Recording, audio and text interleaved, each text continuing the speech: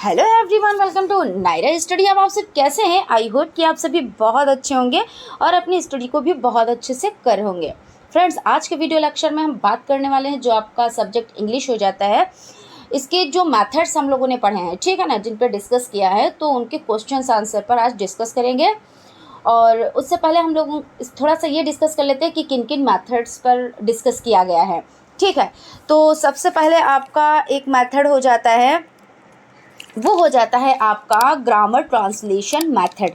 Grammar translation method यानी व्याकरण अनुवाद विधि। इसमें किन चीज़ों को समझा था? तो इसमें इनको समझा था कि जैसे हम लोगों ने स्टडी की तो कैसे, हम लोगों ने पढ़ाई की, इंग्लिश सीखी तो कैसे, ग्रामर ट्रांसलेशन मेथड के द्वारा। इसमें क्या होता था, यानी इसमें क्या होता है, अभी भी वही होता है जो हम लोगों ने सीखा है ना। तो इसमें क्या होता है कि जैसे सेंटेंस दे दिए जाते हैं, यानी हिंदी में दिए गए तो इंग्लिश में उसका अनुवाद करना है। ग्रामर ट्रांसलेशन मेथड में ये होता है, जैसे हर एक चीज़ हम लोग क्या करते हैं, जैसे इसका मतलब क्या होता है, कहाँ पे यूज़ होता है, कैसे यूज़ होता है, आर कहाँ पे यूज़ होता है, यानी उसके नियम कानून हर एक चीज़ हम लोग सीखे हैं, है ना। तो ये आपकी कौन सी हो जाती है? तो ग्रामर ट्रांसलेशन मेथड हो जाता है। उसके बाद हम लोगों ने क्या डिस्कस किया था? उसके बाद हम लोगों ने डायरेक्ट मेथड को डिस्कस किया। तो डायरेक्ट मेथड क्या मतलब, डायरेक्ट मेथड मतलब क्या हो जाता है भाई? डायरेक्ट मेथड मतलब होता है एकदम प्रत्यक्ष, यानी सामने, है ना। तो इस पे फोकस सबसे ज़्यादा किस पे किया गया? अगर बात की जाए तो मुख्य फोकस यानी मेन फोकस जो हो जाता है वो बोलने और सुनने पे, यानी हम बोल रहे हैं और आप सुन रहे हैं, आपसे फीडबैक हम लेंगे तो आप बोलेंगे, हम सुनेंगे। बस ये है कि बोलना और सुनना, जैसा कि हमने बताया आपको कि 4 स्किल होते हैं, सुनना, बोलना, पढ़ना और लिखना। तो चारों स्किल होने चाहिए। लेकिन ये जो मेथड्स हम लोगों ने पढ़े, तो किसी में 2 मेथड पर ज़्यादा फोकस किया गया, किसी में 1 मेथड पर ज़्यादा फोकस किया गया, 2 को निगलेक्ट किया गया, किसी में 3 को निगलेक्ट किया गया।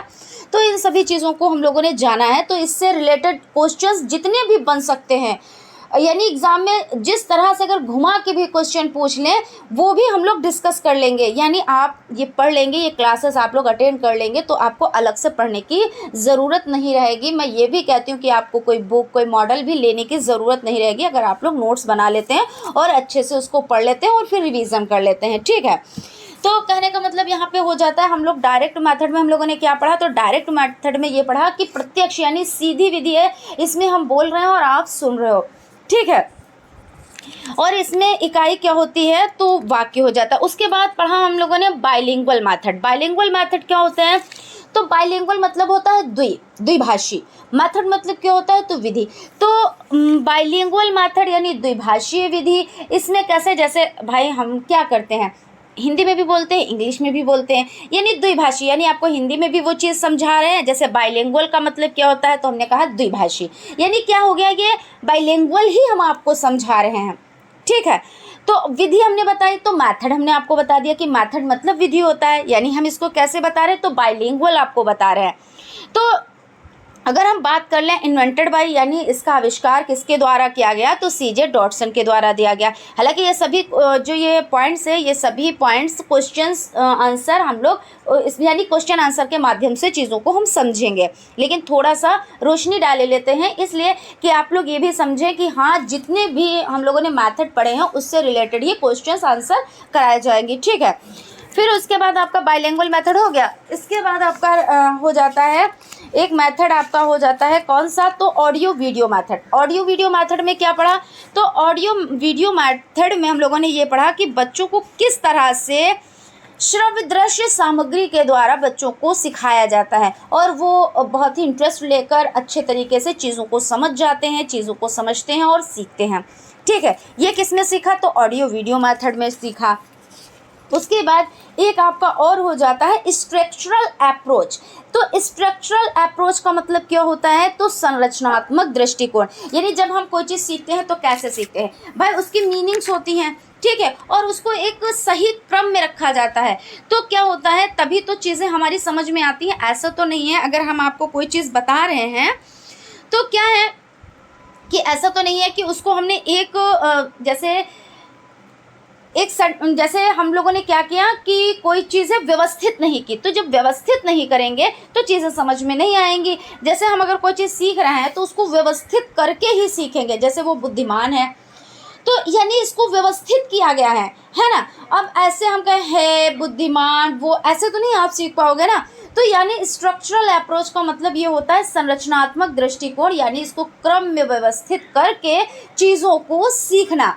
तो इन सभी पर हम लोगों ने डिस्कस किया है और आप लोगों ने नोट्स भी बना लिए होंगे, रिवीजन भी करना स्टार्ट कर दिया होगा। क्योंकि क्या होता है, जैसे आपने आज पढ़ा है तो जब आप कल पढ़ेंगे तो नोट्स जब उसको मतलब अपना रजिस्टर खोलेंगे तो पहले आप उसका रिवीजन कर लेंगे, उसके बाद आप न्यू लिखना स्टार्ट करेंगे। ऐसे तो रिवीजन करते करते आपका इतना ये सब चीज़ें इतनी आप सीख जाएंगे कि आप भूलेंगे ही नहीं। और रोज़मर्रा की ज़िंदगी में भी आप इसको बोलें, मतलब कोई चीज़ है तो आप इंग्लिश में बात करें, तो जब हैबिट में आता है ना, तो हैबिट में जब चीज़ें होती हैं तो वो चीज़ें हम लोग क्या होते हैं, भूलते नहीं हैं। ठीक है, तो चलते हम लोग क्वेश्चन आंसर की तरफ, क्वेश्चंस देख लेते हैं। ज़्यादा क्वेश्चन नहीं लेके आए हैं, 10 क्वेश्चन ही लेकर आए हैं, इनको आप लोग समझें और उसके बाद जितने भी इन मेथड से क्वेश्चन बनते हैं हम सभी क्वेश्चंस आप लोगों के लिए लेकर आएंगे। पहले ऑब्जेक्टिव टाइप क्वेश्चंस सॉल्व करेंगे, उसके बाद वेरी शॉर्ट टाइप क्वेश्चंस भी लेकर आएंगे। ठीक है, और सारे क्वेश्चंस जब कंप्लीट हो जाएंगे उसके बाद ग्रामर हम लोग स्टार्ट करेंगे। तो चलते हैं भाई। आज लाइक सब्सक्राइब के लिए तो नहीं कहेंगे भाई, आपकी मर्ज़ी हो तो लाइक सब्सक्राइब कर देना, आपकी मर्ज़ी हो तो ना करना, बाकी आप लोग पढ़ें अच्छे से। ठीक है, मन लगा के पढ़ें बस। तो सबसे पहला आपका क्वेश्चन हो जाता है, फर्स्ट क्वेश्चन आपका हो जाता है, थोड़ा सा जूम कर लेते हैं। ठीक है, फर्स्ट नंबर का जो क्वेश्चन आपका हो जाता है वो है, we write the spoken words, the written or the printed word are nothing but a symbol of spoken word, this statement given by। यानी कहने का मतलब यहाँ पे ये हो जाता है, ये कह रहे हैं कि we write the spoken word, the written or the printed word of nothing but a symbol of a spoken, the statement given by। ये स्टेटमेंट किसने दी, तो इसमें फर्स्ट ऑप्शन हो जाता है F.G. फ्रेंच, सेकंड हो जाता है ब्रूमफील्ड, थर्ड हो जाता है डैनियल जोन्स और फोर्थ हो जाता है अब्राहम लिंकन। तो इसमें जो आपका आंसर हो जाता है वो, यानी स्टेटमेंट ये किसने दी, यानी किसके द्वारा कहा गया, तो ये आपका आंसर हो जाता है ए ऑप्शन जो आपका है, यानी F.G. फ्रेंच, ये आपका राइट आंसर हो जाता है। उसके बाद सेकंड क्वेश्चन आपका हो जाता है, reason of relation in rating the correct habit of spoking English is, यानी कहने का मतलब ये है कि अंग्रेजी बोलने की सही आदत रेटिंग में, यानी हैबिट मतलब क्या होता है, तो हैबिट मतलब होता है आदत। क्या होता है हैबिट मतलब, तो हो जाता है आदत। और स्पीकिंग इंग्लिश यानी अंग्रेजी बोलने की, स्पीकिंग मतलब क्या होता है, तो बोलना है ना, और इंग्लिश यानी अंग्रेज़ी बोलने की। तो अंग्रेज़ी बोलने की सही आदत रेटिंग में है, कैसे क्या है, तो रीजनल इन्फ्लुएंस यानी क्षेत्रीय प्रभाव हो जाता है। क्या हो जाता है, तो क्षेत्रीय प्रभाव हो जाता है। उसके बाद आपका बी हो जाता है रेट्रोएक्टिव इनहिबिशन, यानी पूर्वव्यापी निषेध हो जाता है। उसके बाद फिजिकल डिसेबिलिटी यानी शारीरिक विकलांगता हो जाता है। ये ऑल ऑफ द अबव यानी कि उपरोक्त सभी हो जाते हैं। तो इसमें आपका जो राइट आंसर हो जाता है, यानी 7 नंबर का जो क्वेश्चन है वो हो जाता है ऑल ऑफ द अबव, यानी कि सभी आपके राइट हैं। यानी क्षेत्रीय प्रभाव भी है, पूर्वव्यापी निषेध भी है, शारीरिक विकलांगता, यानी उपरोक्त सभी इसमें राइट आंसर आपका हो जाता है। उसके बाद अगला क्वेश्चन है, which of the sentence is called falling intonation. इसमें ऑप्शन देख लेते हैं। ऑप्शन आपका हो जाता है, please bring me a cup of tea, यानी किस वाक्य को फॉलिंग इंटोनेशन कहा जाता है, कृपया मेरे लिए एक कप चाय लाएं, यानी please bring me a cup of T. Please कृपया, यानी प्लीज़ का मतलब क्या होता है, तो कृपया होता है, कृपया ब्रिंग मी एक कप ऑफ टी, यानी कृपया मेरे लिए एक कप चाय लाएं। सेकंड है ब्रिंग मी सम बुक सून, जल्दी ही मेरे लिए कोई किताब लाए। बुक मतलब क्या होता है, तो किताब होता है। सून मतलब क्या होता है, तो जल्द होता है। ठीक है, ब्रिंग मी सम बुक सून, तो जल्दी ही मेरे लिए कोई किताब लाएं। टेक दिस बुक, यह किताब लो। टेक दिस बुक, यह किताब लो। और ऑल ऑफ द अबव, उपरोक्त सभी। तो इसमें आपका जो आंसर राइट हो जाएगा, इसमें आपका हो जाएगा, please bring me a cup of tea. Which of the sentence is called falling intonation, तो please bring me a cup of tea, ये हो जाता है। उसके बाद नेक्स्ट क्वेश्चन आपका है translation cum grammar method is also known as, cum grammar method यानी जो ट्रांसलेशन ग्रामर मेथड हम लोगों ने पढ़ा कि जिसमें कैसे हम लोगों ने इंग्लिश सीखी तो अनुवाद करके सीखी, है ना।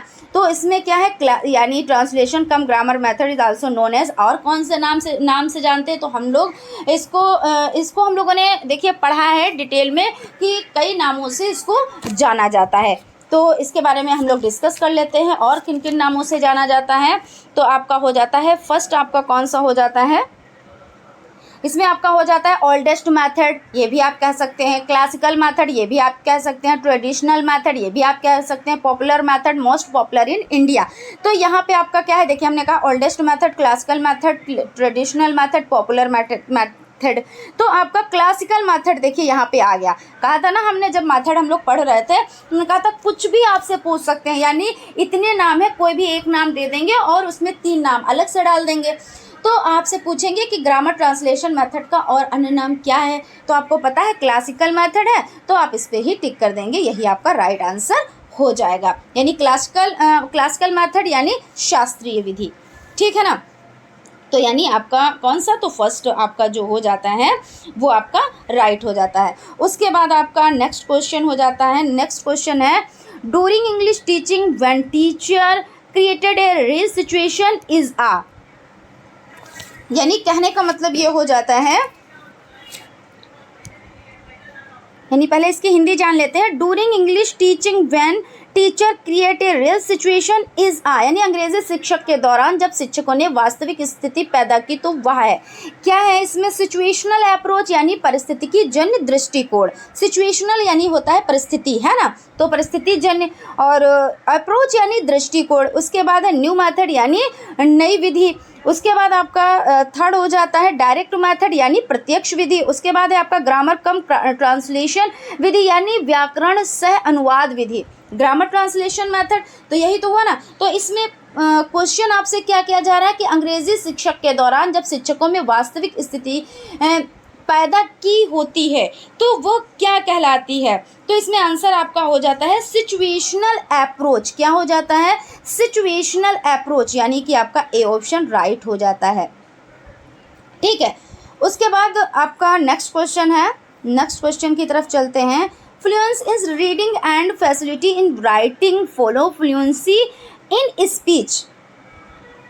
तो इसमें है यहाँ पे देख लेते हैं, इसकी पहले हिंदी को समझ लेते हैं। पढ़ने में परवाह और लिखने में सुविधा के बाद वाणी में परवाह आती है, तो कैसे, ग्रामर कम ट्रांसलेशन मेथड।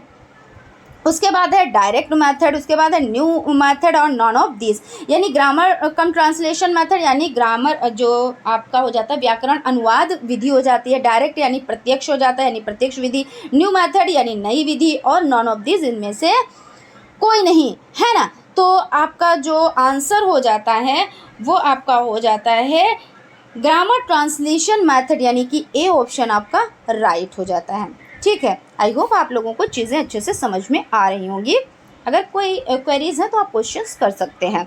क्वेश्चन है आपका, which of the following method of teaching English is also known as classical method of teaching English. यहाँ पे देखिए क्वेश्चन क्या कह रहा है कि which of the following method of teaching English is also known as classical method of teaching English. निम्नलिखित में से अंग्रेजी शिक्षण की कौन सी विधि अंग्रेजी शिक्षण की शास्त्रीय विधि के रूप में जानी जाती है, यानी क्लासिकल मेथड मतलब क्या होता है, तो शास्त्रीय विधि होती है। तो direct method, bilingual method, grammar translation method और आपका नॉन ऑफ दिस। तो अभी हम लोगों ने डिस्कस किया, तो जो आपका ग्रामर ट्रांसलेशन मेथड हो जाता है, क्या हो जाता है, आपका ग्रामर ट्रांसलेशन मेथड हो जाता है। इसी को तो क्लासिकल मेथड के भी नाम से जानते हैं ना। तो इस तरह से आपका सी ऑप्शन राइट हो जाएगा, आपका जो सी ऑप्शन है वो राइट हो जाएगा। और अभी डिस्कस किया कि आपका जो क्लासिकल मेथड और आप कह सकते हो ग्रामर ट्रांसलेशन मेथड, ये नाम है अलग अलग, ठीक है। उसके बाद आपका हो जाता है next question, the substitution table method approach adopted by. तो इसका मतलब क्या हो जाता है, निम्नलिखित द्वारा अपनाई गई प्रतिस्थापन तालिका विधि। क्या कह रहे हैं, the substitution table method adopted by, table method यानी प्रतिस्थापन तालिका विधि, doctor West, H.E. Palmer, professor C.J. Dodson, doctor Johnson.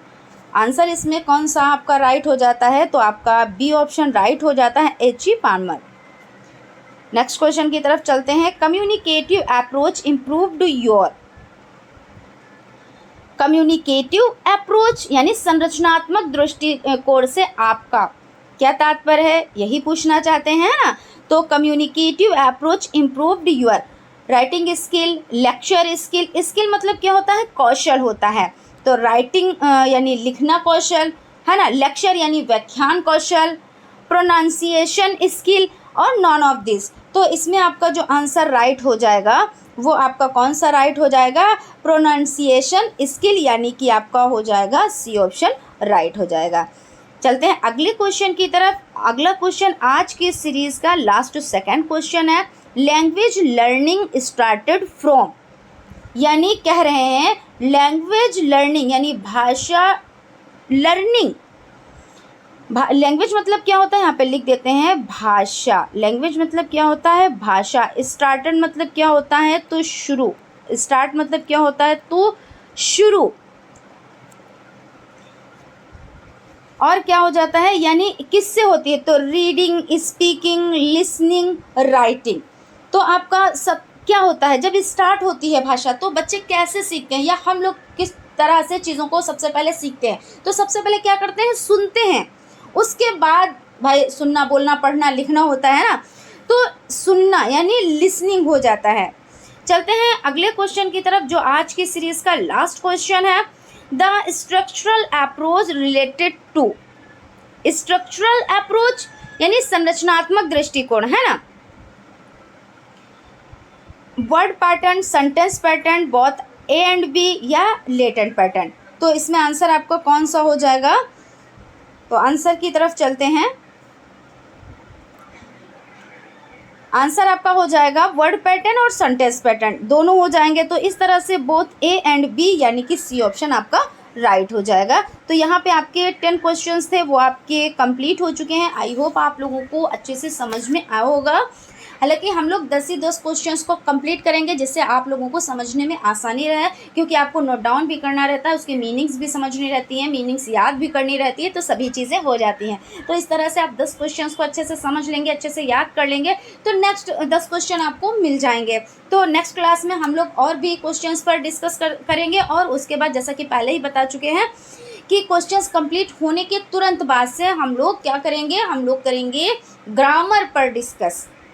सो आप लोग वीडियो को बिना स्किप देखा कीजिए, चीज़ों को समझा कीजिए, नोट्स बनाते हुए चलें, और लाइक सब्सक्राइब के लिए नहीं कहेंगे, आपकी मर्ज़ी हो तो आप लोग लाइक सब्सक्राइब करें, अगर नहीं मर्ज़ी है आप लोग क्लास अटेंड करें, चीज़ों को देखें, समझें, बस यही हमारे लिए काफ़ी है। तो फ्रेंड्स मिलते हैं अगले क्लास में, तब तक आप लोग अपना ख्याल रखें और इस वीडियो को